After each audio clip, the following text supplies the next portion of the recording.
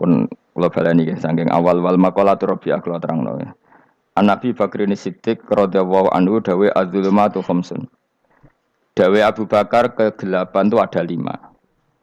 Iki mergo Abu Bakar wong saleh, nek kegelapan yo luwih akeh. Dadi ora pati apal nek jumlahe akeh ora pati apal. Roe muk pira? 5. Nah, zaman akhir ora trimo 5 ribuan napa? Ribuan. Nomor 1 hubud dunya. Seneng dunya. Seneng dunia macam-macam, seneng pangkat, seneng apa saja yang tidak mengantarkan ke akhirat. Iku darani napa? Dunia atau apa saja yang murahan iku darani dunia. Kalau terangno definisi dunia. Dunia kata dana ya dunuan. Ana sing ulama nasrib sangka dania, dania terus ditakhfif hamzah dadi daniah. Daniah terus ditakhfif hamzah dadi ya daniyah. Daniyah terus ngikuti wazan fula jadi dunya. Dan barang sing hina itu jenenge apa? Dunya. Utawa barang sing dekat iku jenenge dunya. Mergo maknane dunya iku saiki, dana iku maknane dekat. Akhirat nanti. Srungokno wae kok kowe suwe-suwe paham. Sehingga sesuatu yang tidak murahan kayak sujud, kayak sedekah, kayak ngaji iku ora dunya. Ini kesaksian akhirat. Sehingga ketika Ibnu Khaldun niku Allah itu ngeritik dunia ya yang perlu dikritik. Bahkan kadang akhirat pun dikritik pangeran. Swarga pun kadang dikritik pangeran. Nak waya perlu dikritik. Karena ada konteksnya. Ada apa? Konteksnya. Misalnya begini. Saya punya kitab namanya Khilyatul Auliya atau Baqatul Asfiya. Saya sampai sekarang belajar kitab itu terus. Ini sekitar 14 jilid. Ini kitab Induan Ikhya. Saya berkali-kali ngomong di mana-mana. Imam Ghazali dalam hal mana Kibul Akhyar, sejarah orang-orang pilihan itu nginduk kitab nama Khilyatul Auliya itu 14 jilid. Dalam ilmu tasawuf beliau nginduk kitab jenis Qutil Qulub, ini karangan Abu Thalib Al-Makki. Dalam fikih tentu beliau nginduk gurunya Imam Haromen. Dan memang kitab itu harus nginduk, kalau tidak namanya mukhtarik, bikin-bikin. Memang syaratnya ulama harus muttabi, dia hanya pengikut, tidak boleh kreasi. Kalau kreasi namanya bid'ah, bid'ah. Kalau terang, di situ ada cerita ada seorang sufi bodoh ngeritik dunia entek ngamak. Dunia wis ora ono benere, dunia ku nggon batang, pokoke dunia ku jifah batang. Sing berebut batang ya siap-siap rebutan mbek asu, pokoke ngomong wis tok ndi-ndi. Sayyidina Umar itu agak tersinggung dengan makalahnya orang sufi yang bodoh ini. Ya rata-rata orang sufi memang bodoh. Kecuali gelem ngaji fikih. Setelah ngomong ngalor ngidul dunia ku swelek terus dekne biasa lah wong sufi itu semilah dhewean terus orang lakoni popo, ngerti-ngerti lesu, kok mangan wae lesu, orang sufi kan gitu. Singkat cerita terus Umar agak marah tapi beliau masih bisa mengendalikan diri terus kata beliau, "Sal sayyidah." Sal hada sayyid. Kamu tanya hada sayyid, maksudnya sayyid dalam bahasa dulu itu ya orang terhormat. Dalam bahasa zaman era itu maknanya sayyid itu masih apa? Sadat maksudnya bukan Habib, bukan. Kalau dalam bahasa Arab dulu itu memang kalau Habib itu ya Nabi, kalau Sayyid Sadat itu Sufia itu belum pasti maknanya apa? Habib ya, tokoh-tokoh yang diikuti dalam apa? Makalahnya, dalam apa? Makalahnya. Terus kata Ubay bin Ka'ab, dan ini menurut saya benar sekali, dan kamu harus mengikuti Ubay bin Ka'ab. Dia adalah termasuk 6 sahabat yang dipuji Nabi min ahlil Quran, apa? Yang dipuji Nabi min ahlil apa? Quran. Kata Ubay bin Ka'ab, lalu Anda masuk surga karena apa? Lalu Anda masuk neraka karena apa? Lalu Anda dapat ridho Allah karena apa? Kamu itu bisa masuk surga lihadidar karena kenangan di rumah ini, maksudnya karena dunia ini. Karena sujud kamu, karena kebaikan kamu. Itu di mana? Allah mereferensi amal kamu ya di dunia ini. Kamu masuk surga karena sujud kamu di dunia ini. Nanti masuk neraka karena keangkuhan kamu di dunia ini. Fahadi dunia mi'yar. Dunia ini adalah takaran. Semua referensi Tuhan tentang akhirat itu merujuk kelakuan kita apa? Di dunia. Sehingga kalau kamu masuk surga selamanya lama, itu ya karena kebaikan kamu di dunia. Maka jangan kritik dunia ini. Karena dunia itu mahalu sujudika, mahalu ruku'ika, mahalu pokoknya dia ngarah-marah. Sehingga semenjak itu kata Ibnu Khaldun, orang tahu dunia yang dikritik adalah dari madatul kalimah dani'ah. Suatu yang murahan. Apa? Yang murahan. Sehingga kalau misalnya orientasinya itu kebesaran, kebesaran li'ilai kalimatillah, maka itu tidak termasuk dunia. Dan yang suasananya akhirat tapi motifnya adalah kasal, kemalasan, itu yang benar-benar dunia. Makanya Imam Syafi'i sering kritik tasawuf itu sampai usisati tasawuf alal kasal. Ilmu tasawuf itu basisnya itu karena pemalas. Karena tadi, misalnya begini, ini contoh paling gampang. Zaid itu di daerah pinggiran. Di daerah pinggiran di mana Islam itu minoritas. Terus dia ingin kaya raya supaya bisa bikin masjid atau bikin komunitas Islam. Atau dia ingin jabat jadi lurah supaya nggak ada pelarangan orang sholat karena dia yang punya otoritas bikin aturan. Atau kalau mungkin skup lebih besar dia ingin jadi bupati supaya daerah situ familiar dengan Islam karena pejabatnya Muslim.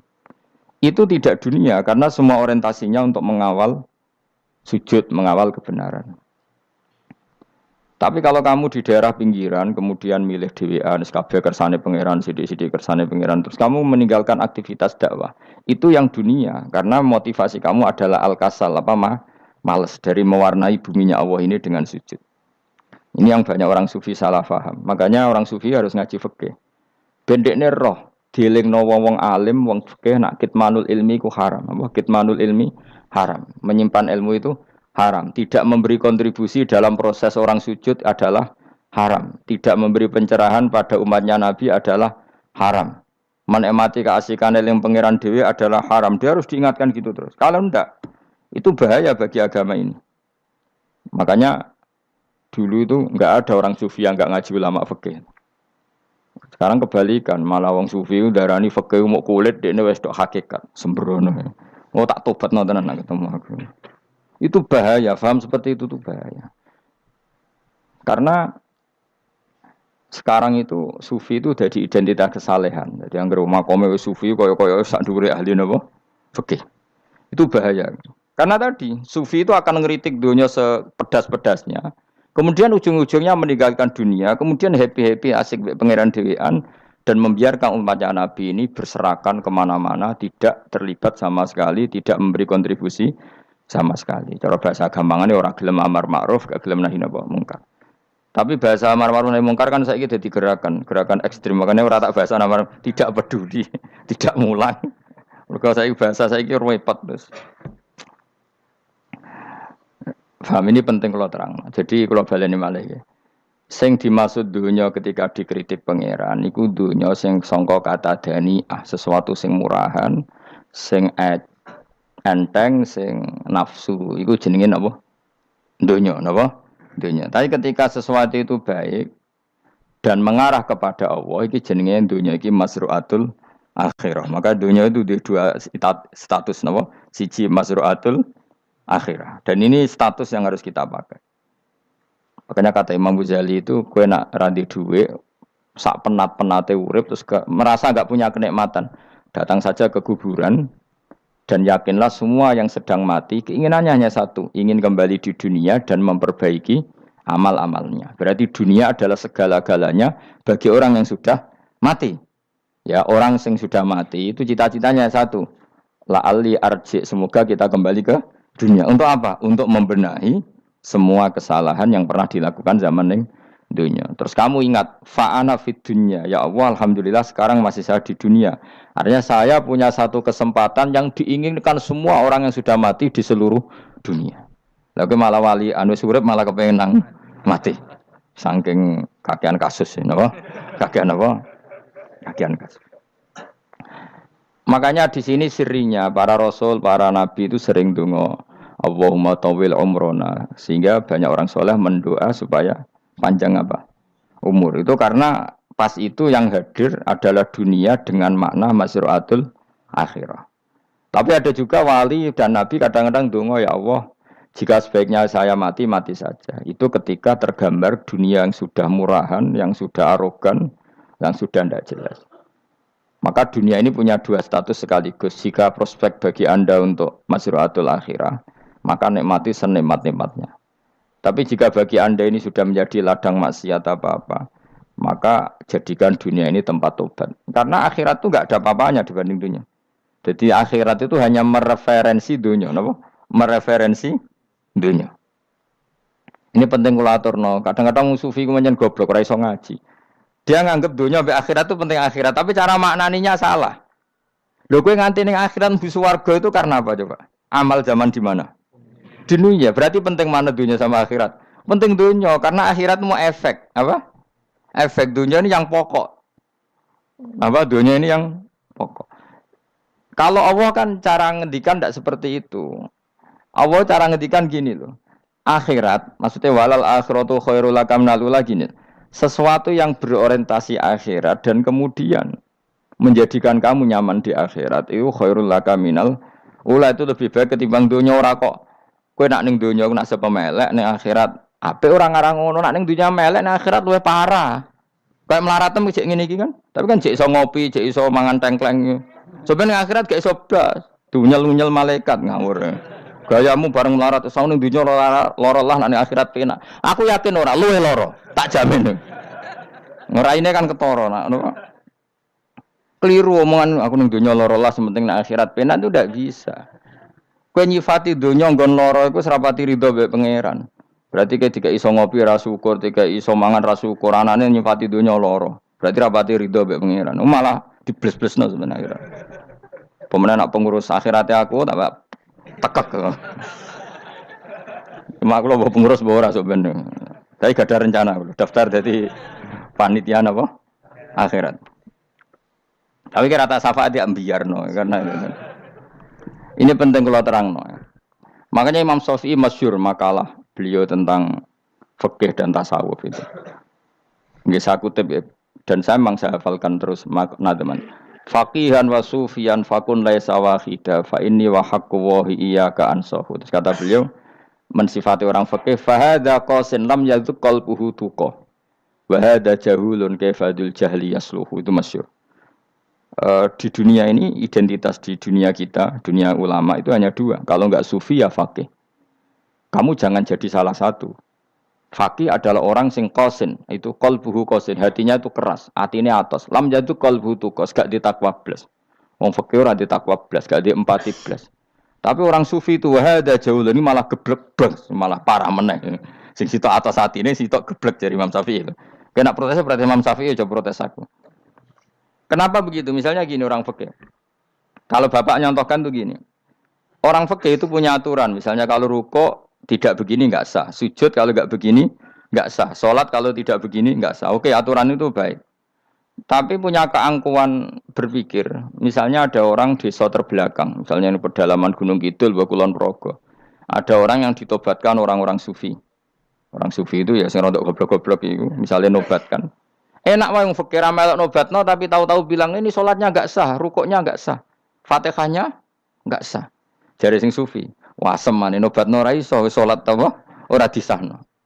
Si sufi ya goblok pisan. Ketika ngawal si ajudannya tadi salat, enggak dikawal. Sehingga banyak aliran di Jawa salat ala Kalijogo ya ono Fatihah mau meneng tok. Sitok sujud tok. Jadi ini sitok atas atine ora gelem bina tapi muni rasa. Sitok goblok ora tahu nerusno pembinaan. Akhirnya ya mandek ning satu kesalahan dan diwaris ya bergenerasi-generasi. Makanya kata Imam Syafi'i itu sitok goblok, sitok atas sadine. Jadi kamu jangan jadi salah satu itu. Makanya kamu aman karena kamu tidak sufi ya, tidak fakih. Makanya enggak masuk, enggak masuk yang dikritik Imam Syafi'i. Kamu sufi ya ndak, fakih ya ndak. Makanya kalau Imam Syafi'i ngeritik itu, tapi alhamdulillah saya ndak dua-duanya. Ya ndak sufi, ndak fakih. Karena orang sufi itu kalau ditelusuri itu memang kesalahannya terlalu banyak. Kecuali dia mau ngaji fikih. Kenapa? Kecuali dia mau ngaji fikih. Kayak tadi misalnya, sampai Imam Syafi'i zaman itu duka yang menghentikan usisat tasawuf alal kasal. Ilmu tasawuf itu dibina. Itu berdasar kemalasan. Loh, saya punya teman sufi banyak. Saya ini kiai loh. Punya teman sufi banyak. Tekon nggon kula, Gus, donya wis rusak, sementing sakniki wis ngatah-ngatahno istighfar. Memangnya kita bisa diistighfari pangeran, disepuro pangeran ketika kamu orang alim ndak mulang? Memangnya kowe iso disepuro pangeran ketika kowe sugih zakat? Memangnya kowe iso disepuro pangeran wis kere ra nyapu masjid teko Jumatan, bareng rokoke diusep-usep ning pojok masjid bar mulai. Enak wae. Ana keran coplok wis dibarno. Memangnya kamu bisa jadi orang miskin seperti itu kemudian dimaafkan Allah? Ndak bisa. Kamu harus terlibat dalam proses sholat. Wis kere ya urun gawe kran, misale ra ngono ya urun masjid ya nyapu-nyapu, sing sugih urun dhuwit, sing alim urun mulang. Kok enak. Dunya mbok anggap rusak terus kabeh dhewean. Meneng iso ben kedhewean neraka ra tak baturi ya muni ngono. Ndak bisa, sufi seperti itu ndak bisa tuh kriminal. Malah Imam Syafi'i dalam satu makalah kowe esuk tasawuf, awan wis rondok lha muni. Saking ekstrimnya beliau. Nah, kenapa Imam Ghazali muji orang sufi? Kitab-kitab Risalah Kusyirah muji orang sufi itu sufi-sufi yang koyo kowe. Sufi-sufi yang belajar fikih, napa? Sufi-sufi yang masih mau belajar fikih. Kok enak? Jadi sufi itu maknanya sidik-sidik. Zaman wis rusak itu tidak seperti itu. Nak rusak ya amanat pengiran kon melok dandani. Nah, ketika ra kena didandani sebetulnya enggak masalah, kan ada alternatif. Misalnya gini, ada mobil rusak enggak bisa dipakai. Memangnya mobil hanya itu. Kan ada mobil yang lah ini itu jenis fakih. Ini ndak, kamu punya pemimpin hanya 2 atau 3 lah biar enggak nyindir. 3 atau 4 lah. Ketika 4 ini orang ini gagal, seakan-akan Indonesia gagal. Memangnya Indonesia hanya punya orang 4 itu, goblok sekali kita berpikir gitu. Segoblok-gobloknya apa?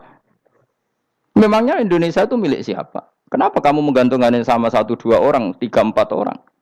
Gampang aja cari alternatif. Terus tapi kan harus lewat pemilu, khusus ngenteni pemilu 5 tahun cepat. Mustafa Rohin jokno jadi calon presiden. Nak kemen dadi negara tahlil. Karena dekne piye apa ngomong ekonomi ya ora iso. Ngomong wisata ya haram, ngomong budaya haram. Ngomong badan usaha milik negara ya ora roh dekne. Lamun langsung dibagi. Tapi kelirunya kita selalu begitu. Ketika kecewa sama pemimpin, seakan-akan dunia ini tergantung pemimpin itu. Mana ada dunia ini dipasarkan sama makhluk oleh Allah. Dunia ini milik Allah, nggak pernah dipasarkan makhluk. Bahkan kiai mati pun nggak ngefek pada agama. Dulu sahabat meninggal agama jalan, wali songo orang-orang pilihan meninggal agama jalan. Karena Allah tidak ridho dunia ini, agama ini, dunia maupun agama dipasarkan sama seseorang. Allah yang mengurus dunia ini. Apa nak konglomerat mati terus wong melarat kabeh? Enggak kan? Apa nak wong soleh mati terus wong bejat kabeh? Enggak. Allah yang mengurus agama ini, mengurus dunia ini.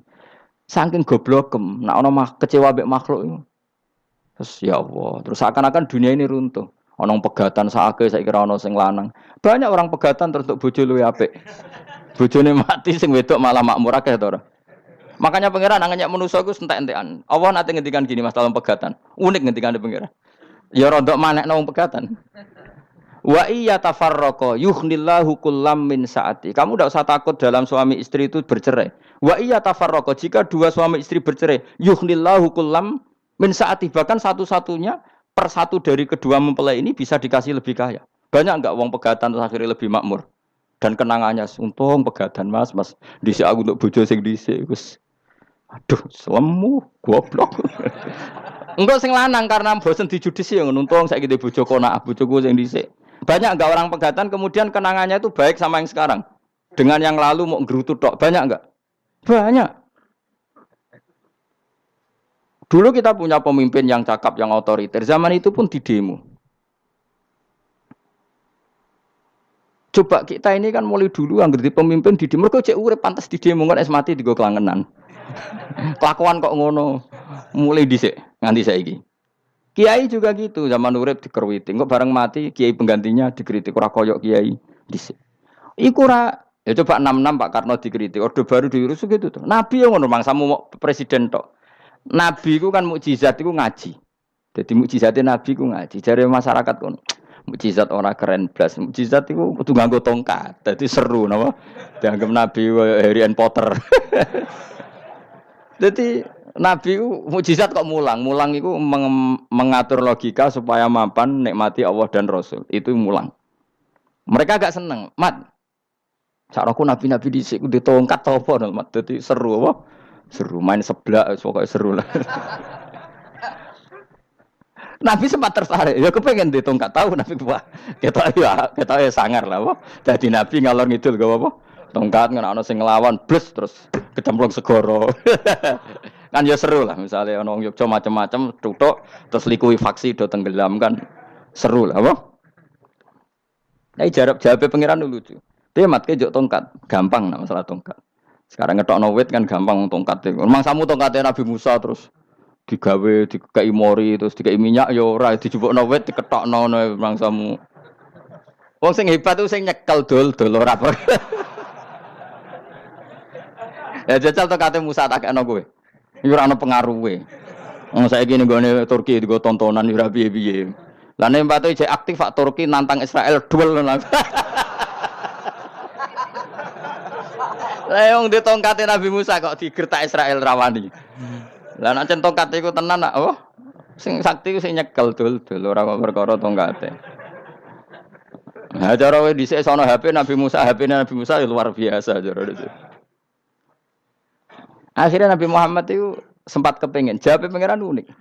Awalam yakfuru bima utiya Musa min qabl. Mat kok gak eling apa zaman Musa nggo tongkat wong terus do iman. Awalam yakfuru bima utiya Musa min qabl qalu sikhroni tazahar wa qalu inna bikullin kafirun. Apa zaman Nabi Musa itu terus wong do iman? Ya tetep komentar dari tukang sihir. Padha wae, Mas. Nggo mukjizat ora padha wae. Wong nak trai berdua ya tetep berdua. Zaman Pak Karno sing tukang ngeluh ya ngeluh, zaman Pak Harto tukang ngeluh ya ngeluh, zaman Mega sing tukang ngeluh sampai saiki sing tukang ngeluh ya wis kegiatan. Kiai yang ngono. Kadang ada kiai saiki misalnya Surabaya zaman Mbak Arwani, Mbak Zubair. Memangnya zaman Mbak Arwani wong Kudus ngaji kabeh. Mangsaku ya kelakuane wis ngono-ngono wae. Misale kula ya, kadang ya wong komentar. Gus Bae ora koyo zaman Bandur Salim. Lah aku wis dididik bapak, zaman Bandur Salim apa wong ya ngono. Engko bapak zaman Bandur Sam apa ngono sampai zaman Basunan Bunang misal. Ayo jajal. Masa wong Yogya misal. Saiki ora koyo zaman Bali Maksum Mbah Munawir. Memangnya zaman iku wong ngaji kabeh. Ya ndak juga kan sak rohku kiye nak ngaji sing ngaji wong ngono-ngono iku pancet wong iku. Itu pengalaman. Mulane ketika Nabi Muhammad kemudian mujizat Nabi Musa jabe pangeran we awalam yakfuru bima utiya Musa min qabl. Apa zaman Musa terus do iman mat. Padha wae nggo masuk go tongkat ngalor ngidul ya. Biasa wae mat. Gak usah mujizat-mujizatan mulang wis ngaten. Lho kula lho mau tawani pangeran mujizat kok sangkare Musa. Kula mboten purun. Ya perkarane kok malah lucu. Nabi ngalor ngidul go tongkat. Nabi Musa itu tongkate biasa kan sing kondang ku wonge. Lah saiki ejek ning Turki. Nek atotanan jek top Israel tuntas ya. Suwabet terus likuifaksi tutup suwabet meneh dadi negara bebas wong Israel. Terus Rajab Tayyip manggon kono. Iku aneh-aneh wae.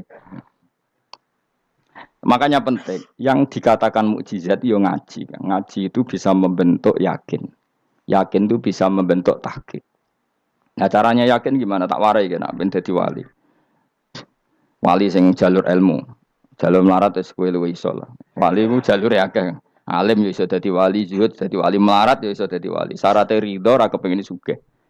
Ya syaratnya melarat dadi wali ridho ora terbersit kepengin sugih ya ora tau muni lho umpama aku di dhuwit ora dadi wali, muni umpama tok wis ora dadi wali. Dadi fa inna law taftahu amala syaiton karena mengatakan umpama iku wis buka pintu setan. Jalur apa ke? Nah alim syaratnya hafal Quran, hafal ribuan hadis. Ayo nak zuhud syaratnya radhi HP, rawi anan. Nak fakir ra oleh diangen-angen. Ayo milih ndi? Apa rasa dadi wali? Gak usah ya. Kalau terang, ini penting. Kenapa saya sering kritik orang sufi? Karena sufi sekarang itu beda dengan sufi dulu. Di Jawa Timur itu keluarnya para kiai ya gitu. Kalau ada orang ikut torekoh tertentu, terus gak gelem ngaji takrib. Akhirnya elinge pangeran suwengi tapi sesucine keliru. Masalah didik anak bojo keliru. Karena ya mau sementing la ilaha illallah terus maca la ilaha illallah terus itu gimana? Kalau kita iman sama Allah, ternyata iman dengan aturan-aturan Allah. Misalnya kita seneng cawe wedok, terus mbok sebut jenenge tok, kono njuk wedak ra mbok kei, njuk mangan ra mbok kei. Terus kamu tidak mempelajari sing disenengi pacaran ku apa? Senang Allah itu maknanya senang ketentuannya Allah. Allah yang murka itu apa? Kalau kita zina, kalau kita maling, ketika korupsi. Allah yang suka apa? Kalau kita sujud. Lalu syaratnya sujud apa? Harus dalam keadaan suci dari hadas besar maupun hadas kecil dan tempatnya tidak ada najis. Bahkan harus gitu. Itu senang Allah kok menurut Allah sewengi terus pingsan, kesemper. Terus nak tepak harus darani wali. Harus darani wali ono salam template. Wah apa-apaanan. Lan cara bapak kula saking kerase. Lah wong darani wali ndek melete keren aku jare. Tak top aku jare. Lah kok saged, Pak. Paling zaman akhir darani wali dadi gula, wong salah templek ngekeki dhuwit. Tapi nak wong alim darani wali ku sing dadi pinter akeh. Coba jajal lah wis ayo. Nak ora percaya ruhin mu'allimno nak saiki wali, nak ora dadi gula mbek dhuwit. Ayo saiki umumno nak ruhin iku wali. Reaksi masyarakat kira-kira piye? Salam template terus nggak malam merek rokok Ruhin, misalnya rokok apa ya terus ditukokno. Tapi umat dapat apa juga? Tapi ketika orang terkenal alim, umat dapat banyak karena bisa ngaji. Carane sesuci piye, carane zakat, piye yang wajib zakat apa saja. Carane dekat. Tapi saya gak wali kalah mbek apa wong alim kalah mbek wali. Kula niki diceritani Gus, kula nek wong alim Gus. Jejer mbek wong terkenal wali ku ora salaman beda nih. Ya akhirnya melarat salam. Maksudnya salaman kok ono maknane ning Jawa Timur. Ora usah diterangno maknane opo. Wah kere, wah kowe padha wae wong alim kok kasut to. Dekne kok kasute perkara hasile iku. Iku ya sarap pisan padha wae. Sing kanca kula niku sing. Tapi sebenarnya kita harus jadi pelajaran. Kalau ingat Allah itu ingat aturan-aturannya Allah. Terus keling Allah suwengi terus piye? Allah bikin aturan. Kamu suwengi ning masjid itu ketentuan fikihnya kayak apa? Kalau istri kamu sakit, anak kamu sakit, kamu wajib ngurmat anak bojo dan itu juga perintah Allah. Terus eling Allah dulu nggak ada zaman Nabi seperti itu. Nabi itikaf sungi di masjid pikir wiridan, ya mulang biasa. Wiridan sekadarnya, habis itu Nabi yang ngajar biasa. Siapa yang tanya tentang haid, siapa yang tanya tentang ghanimah, siapa yang tanya. Jadi yas'alunaka anil anfal. Ketika mereka iskal, lalu ghanimah cara bagi gimana ya Rasulullah? Dibagi wa alamu annama ghanimtum min syai'in fa anilillahi khumusahu wal rasulullah 1/5. Ada yang tanya lagi, was'alunaka anil makhid. Istri saya cara ngakad tidak normal ya Rasulullah. Kadang-kadang over. Terus disebut itu istihadah apa? Itu ditanyakan. Ada yang kaya usul, ya Rasulullah duit kula kathah lalu tak kasihkan siapa? Yas'alunaka madza yunfikun. Ora kok terus eling pangeran sungi-sungi terus do ngantuk, bariku keturu. Bariku makan-makan ora ono ngono. Coba jika seseorang terkenal wali itu paling untung udekne. Ini bukan kritik, Kang. Memang harus dikritik. Sing kritik aku enak kowe kualat, kowe ra wali kok ngritik wali. Kowe cuma melok-melok. Karena apa? Kita ini syafaqatan di hadil ummah, kita kasihan umat ini mencintai kiai, kemudian tidak dapat apa-apa dari kiai itu. Caranya apa ya? Kita mulang. Makanya Rasulullah itu masyhur kan di sebuah hadis. Sama cari di Muqaddimah Majmu', di Muqaddimah Ihya, hampir semua kitab ulama top itu menceritakan hadis ini. Nabi ke masjid, ada satu kelompok yang nangis-nangis ndonga, ada sekelompok yang mulang fikih. Mulang itu yes, iki halal, iki haram, iki salat begini enggak sah ini. Pokoknya mulang aturan-aturannya pangeran. Nabi ngadeg, kemudian Nabi bilang gini, kilakuma ala khairin, dua kelompok ini sama-sama baik. Tapi apa yang terjadi? Amma haula fayatuna waha, mereka adalah kelompok-kelompok yang minta sama Allah, insya'a ajaba wa insya'al. Lah, kalau Allah mengendaki ya disebadani, kalau enggak ya enggak. Tapi ini kelompok yang membicarakan hukum-hukumnya pangeran. Pasti Allah ridho. Wa innama bu'istu mu'alliman. Memang sing jenenge Nabi itu untuk mengumumkan halal haram. Maka Nabi terus ikut yang kelompok belajar tadi. Karena yang dikatakan coba Nabi diutus jadi Nabi itu apa? Saya tanya. Bikin aturan. Caranya tawaf ke Ka'bah